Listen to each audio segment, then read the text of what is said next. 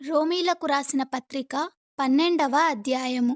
కాబట్టి సహోదరులారా, పరిశుద్ధమును దేవునికి అనుకూలమునైన సజీవ యాగముగా మీ శరీరములను ఆయనకు సమర్పించుకొనుడని దేవుని వాత్సల్యమును బట్టి మిమ్మును బతిమాలుకొనుచున్నాను. ఇట్టి సేవ మీకు యుక్తమైనది.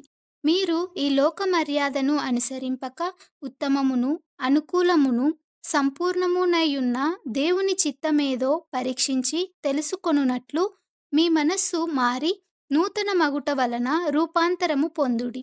తన్ను తాను ఎంచుకొన తగిన దానికంటే ఎక్కువగా ఎంచుకొనక, దేవుడు ఒక్కొక్కనికి విభాజించి ఇచ్చిన విశ్వాస పరిమాణ ప్రకారము తాను స్వస్థబుద్ధి గల వాడగుటకై తగిన రీతిగా తన్ను ఎంచుకొనవలెనని నాకు అనుగ్రహింపబడిన కృపను బట్టి మీలోనున్న ప్రతి వానితోనూ చెప్పుచున్నాను.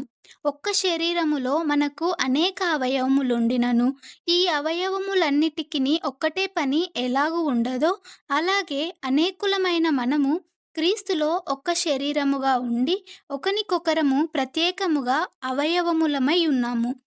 మనకనుగ్రహింపబడిన కృప చొప్పున వేర్వేరు కృపావరములు కలిగిన వారమై ఉన్నాము గనుక, ప్రవచన వరమైతే విశ్వాస పరిమాణము చొప్పున ప్రవచింతము, పరిచర్య అయితే పరిచర్యలోను, బోధించువాడైతే బోధించుటలోను, హెచ్చరించువాడైతే హెచ్చరించుటలోను పని కలిగి ఉందము. పంచిపెట్టువాడు శుద్ధ మనస్సుతోనూ, పై విచారణ చేయువాడు జాగ్రత్తతోనూ, కనికరించువాడు సంతోషముతోనూ పని జరిగింపవలెను. మీ ప్రేమ నిష్కపటమైనదై ఉండవలెను. చెడ్డదాని నసహించుకొని మంచిదానిని హత్తుకొని ఉండుడి. సహోదర ప్రేమ విషయములో ఒకనియందొకడు అనురాగము గలవారై, ఘనత విషయములో ఒకనినొకడు గొప్పగా ఎంచుకొనుడి. ఆసక్తి విషయములో మాంద్యులు కాక, ఆత్మయందు తీవ్రత గలవారై ప్రభువును సేవించుడి.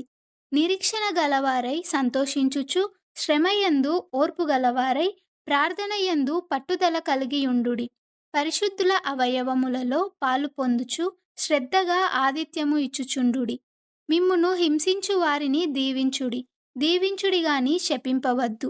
సంతోషించు వారితో సంతోషించుడి. ఏడ్చు వారితో ఏడువుడి. ఒకనితోనొకడు మనస్సు కలిసియుండుడి. హెచ్చు వాటియందు మనస్సుంచక, తగ్గు వాటియందు ఆసక్తులై యుండుడి. మీకు మీరే బుద్ధిమంతులమని అనుకొనవద్దు. కీడుకు ప్రతి కీడెవనికి చేయవద్దు. మనుష్యులందరి దృష్టికి యోగ్యమైన వాటిని గూర్చి ఆలోచన కలిగియుండుడి. శక్యమైతే మీ చేతనైనంత మట్టుకు సమస్త మనుష్యులతో సమాధానముగా ఉండుడి. ప్రియులారా, మీకు మీరే పగ తీర్చుకొనక దేవుని ఉగ్రతకు చోటియ్యుడి. పగ తీర్చుట నా పని, నేనే ప్రతిఫలమునిత్తును అని ప్రభువు చెప్పుచున్నాడని వ్రాయబడియున్నది. కాబట్టి నీ శత్రువు ఆకలిగొనియుంటే అతనికి భోజనము పెట్టుము, దప్పిగొనియుంటే దాహమిమ్ము.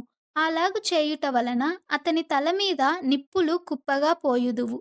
కీడు వలన జయింపబడక మేలు చేత కీడును జయించుము.